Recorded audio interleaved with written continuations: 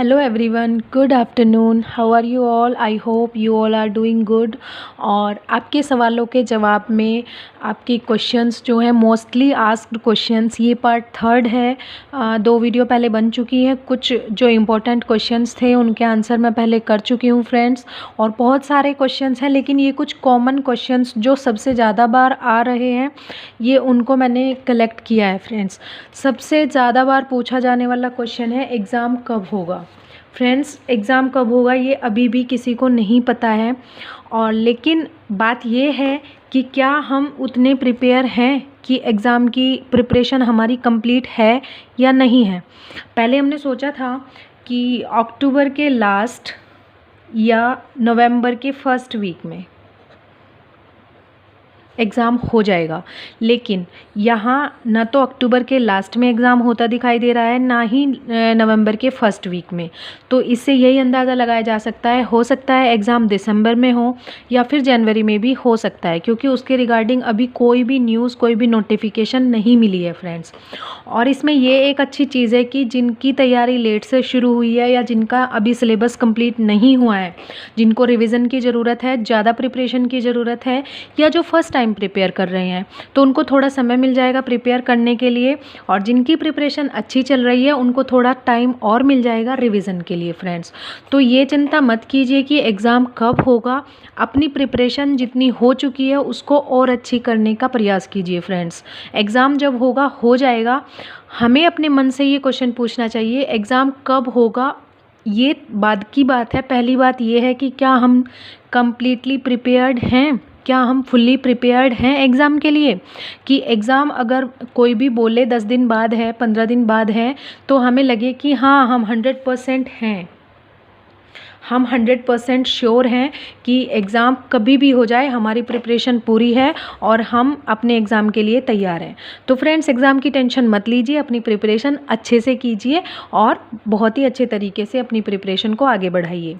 Next है, demotivate होते हैं क्या करें। आप कैसे मोटिवेट होती हैं फ्रेंड्स। मैं भी आप ही की तरह एक एस्पिरेंट हूँ और मैं भी डिमोटिवेट होती हूँ, ठीक है ना फ्रेंड्स। आप भी डिमोटिवेट होते हैं, मैं भी होती हूँ। जब लॉन्ग टर्म तक हम किसी चीज़ की प्रिपरेशन करते हैं तो 4-5 दिन या एक हफ़्ता लगातार पढ़ने के बाद हमें भी डिमोटिवेशन होती है और डिस्ट्रैक्शंस होते हैं। ऐसा लगता है जैसे अब पढ़ाई नहीं हो रही है, अब हमें समझ नहीं आ रहा है।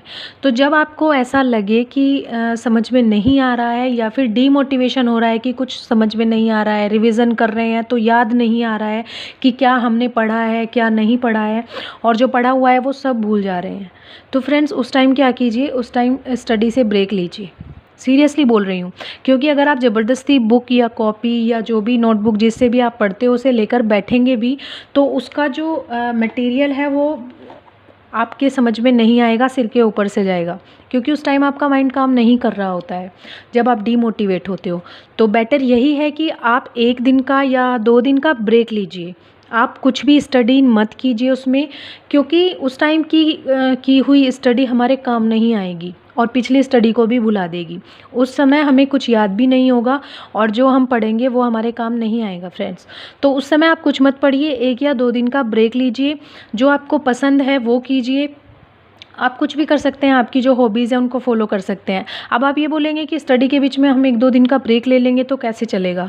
लेकिन अगर हम डीमोटिवेशन में या फिर होपलेस होकर निराशा के टाइम पे हम पढ़ेंगे तो वो हमें समझ भी नहीं आएगा, तो वो भी वेस्ट ऑफ टाइम ही होगा हमारे लिए। बेटर यही है कि 1-2 दिन का रेस्ट लीजिए और फिर से अपनी जो स्टडी है वो फुल एनर्जी के साथ स्टार्ट कीजिए फ्रेंड्स।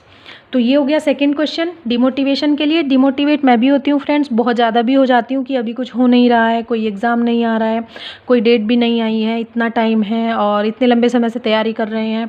कभी कभी ऐसा लगता है कि कोई टॉपिक पढ़ते हैं तो ऐसा लगता है बिल्कुल ही भूल गया है, हम ये तो मैंने पढ़ा था लेकिन मुझे समझ ही नहीं आ रहा है कि ये मैंने पढ़ा था या नहीं पढ़ा था। तो ये सबके साथ होता है सॉरी, ये सबके साथ होता है, ये नेचुरल है फ्रेंड्स।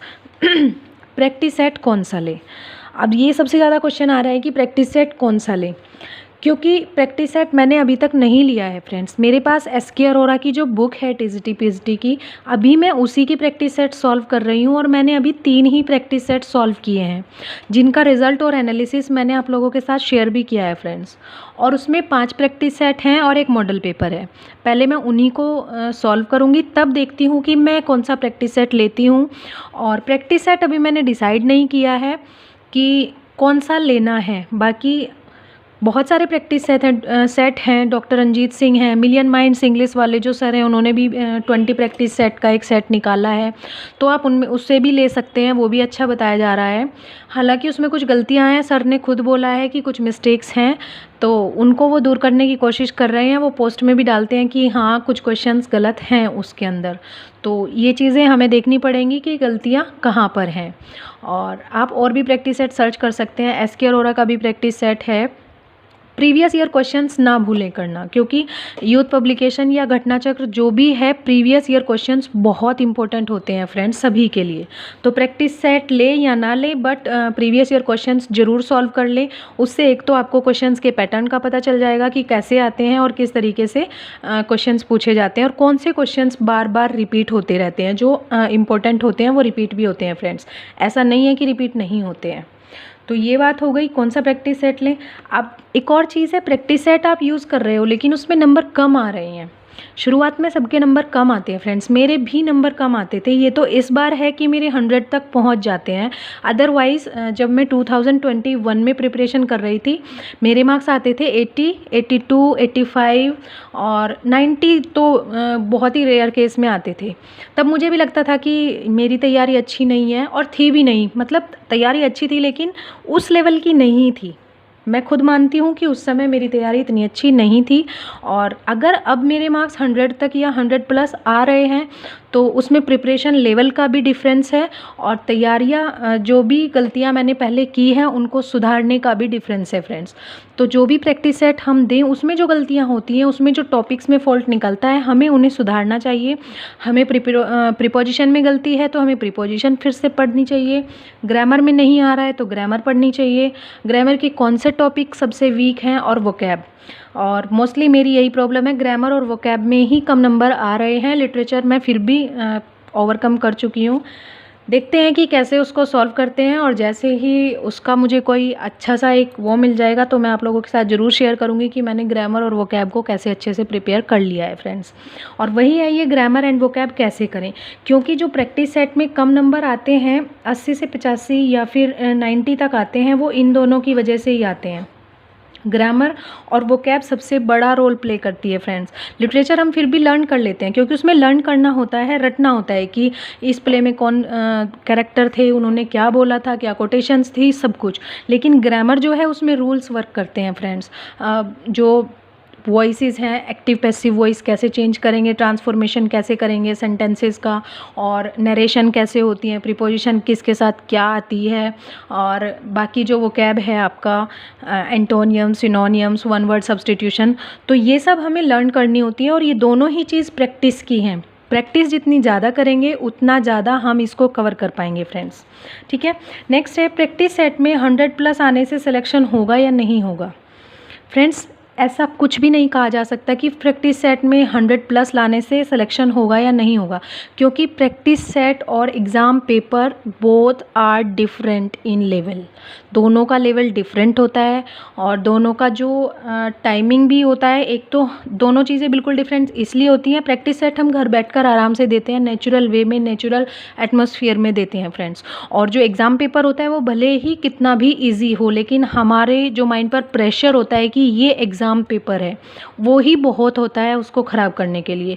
तो एक चीज़ तो ये कि हमें उस समय प्रेशर नहीं लेना है, बहुत ही आराम से, बहुत ही इजी वे में अपने आप को रखना है, ताकि हम क्वेश्चंस को अच्छे से पढ़ पाएँ और कर पाएँ।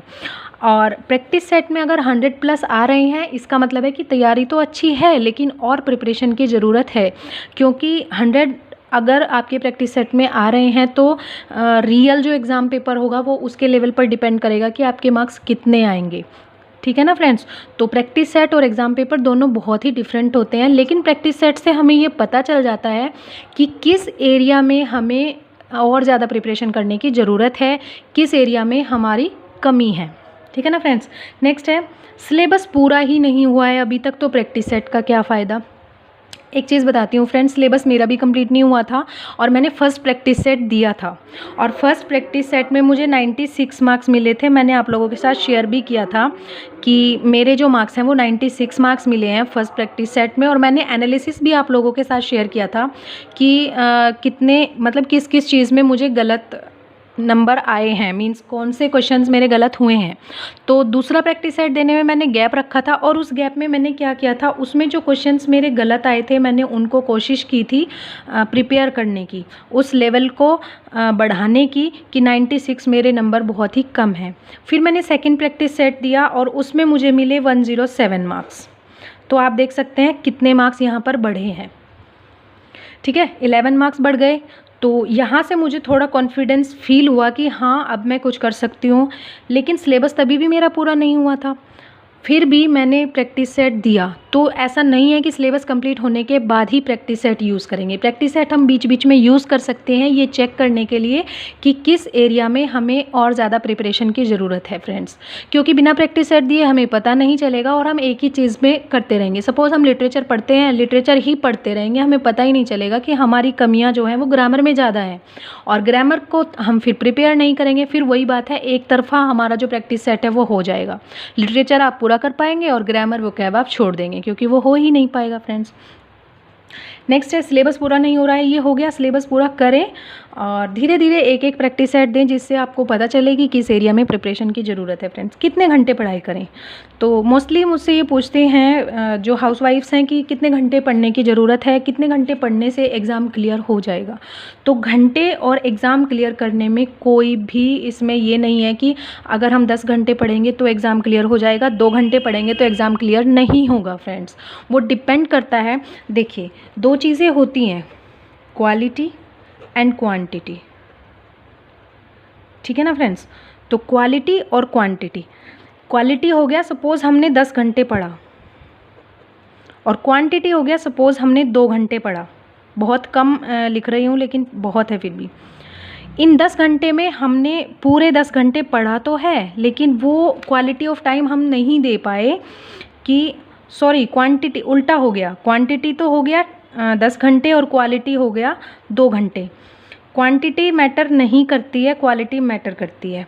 सीरियसली होकर अगर हमने 2 घंटे पढ़ लिया तो वो बेटर है नॉर्मली 10 घंटे से। ठीक है ना फ्रेंड्स, तो ज़रूरी नहीं है, मैटर करता है कि हम कितने इंटरेस्टेड होकर पढ़ाई करते हैं, कितना मन लगा कर पढ़ते हैं। भले ही हम 2 घंटे पढ़ें लेकिन इंटरेस्टेड होकर पढ़ें, उस टॉपिक को अच्छे से समझें, डीपली स्टडी करें उसकी और एक एक पॉइंट को अच्छे से समझें फ्रेंड्स। तो कितने घंटे मैटर नहीं करते हैं, जितने भी घंटे पढ़ें बहुत ही अच्छे तरीके से पढ़ें तो कोई भी टॉपिक हो वो क्लियर हो जाएगा।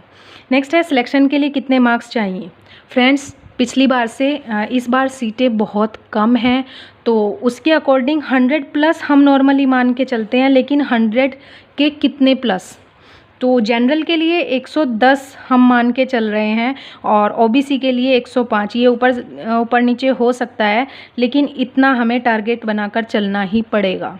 ठीक है ना फ्रेंड्स, तो 110 का हमें टारगेट मानकर चलना पड़ेगा, तब हम जाकर कहीं ये सोच पाएंगे कि हाँ हम सिलेक्शन ले सकते हैं फ्रेंड्स। तो ये आपके कुछ क्वेश्चंस थे जिनको मैंने कलेक्ट किया हुआ था, और बाकी और कुछ क्वेश्चंस होंगे तो फिर से एक नई वीडियो मैं बना दूंगी आप लोगों के लिए। और आप बताइएगा ये क्वेश्चंस जो थे इनको किस हद तक क्लियर कर पाई हूँ। कोशिश तो की है कि मैं आपकी सारी क्वेरीज दूर कर पाऊँ, सारे क्वेश्चंस आपके सॉल्व कर पाऊँ, लेकिन मैं भी आपके जैसी हूँ, एस्पिरेंट हूँ, और अपनी जितना मेरी नॉलेज है, जितना मेरा एक्सपीरियंस है, मैं उससे आप लोगों के क्वेश्चंस के आंसर करने की कोशिश करती हूँ फ्रेंड्स। तो कमेंट्स में बताइएगा ज़रूर कि आपको इन क्वेश्चंस के आंसर मिले या नहीं मिले, इनसे कुछ हेल्प मिली या नहीं मिली फ्रेंड्स। तो चलिए फ्रेंड्स, नेक्स्ट वीडियो तक के लिए thank you so much and best of luck for your preparation friends।